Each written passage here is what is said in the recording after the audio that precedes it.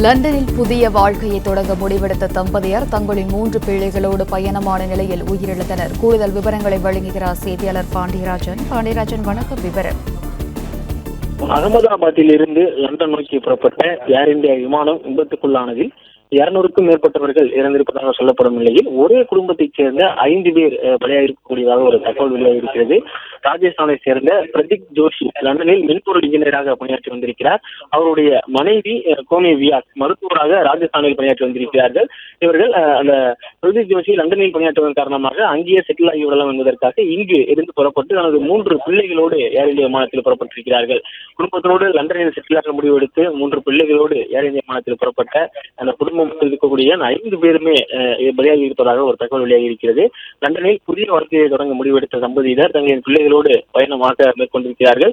ஆனாலும் 2 நாட்களுக்கு முன்புதான் கேமியோ வியாஸ் ராஜஸ்தானில் இருக்கக்கூடிய அவர் மருத்துவமனையில் பணியாற்றி வந்திருக்கிறார் மருத்துவராக. அந்த மருத்துவர் பணியையும் அவர் விட்டுவிட்டு லண்டன் சென்று செட்டில் ஆகுவதற்காக குடும்பத்தோடு புறப்பட்டிருக்கிறார்கள். ஆனால் இந்த துயர்மிகு சம்பவமானது அவர்களுக்கு ஏற்பட்டிருக்கிறது. ஒரே குடும்பத்தைச் சேர்ந்த 5 பேர், அதில் கணவர் லண்டனில் மென்பொருள் இன்ஜினியராக பணியாற்றி வந்திருக்கிறார். அவருடைய மனைவி ராஜஸ்தானில் மருத்துவராக பணியாற்றி வந்திருக்கிறார்கள். மருத்துவ பணியை விட்டுவிட்டு லண்டன் சென்று செட்டில் ஆகிவிடலாம் என்று தங்களது 3 குழந்தைகளையும் கூட்டிக் கொண்டு லண்டன் செல்வதற்காக இந்த ஏர் இந்தியா விமானத்தில் புறப்பட்டிருக்கிறார்கள். ஆனால் இந்த ஏர் இந்தியா விமானத்தில் ஏற்பட்ட அந்த விபத்து காரணமாக 5 பேருமே பலியாக இருக்கக்கூடிய ஒரு சோகமான தகவல் கிடைத்திருக்கிறது. பிளே ஸ்டோர் மற்றும் ஆப் ஸ்டோரில் இருந்து பாலிமர் செயலியை QR கோடு மூலம் பதிவிறக்கம் செய்யுங்கள். செய்திகளை உடனுக்குடன் பெறுங்கள்.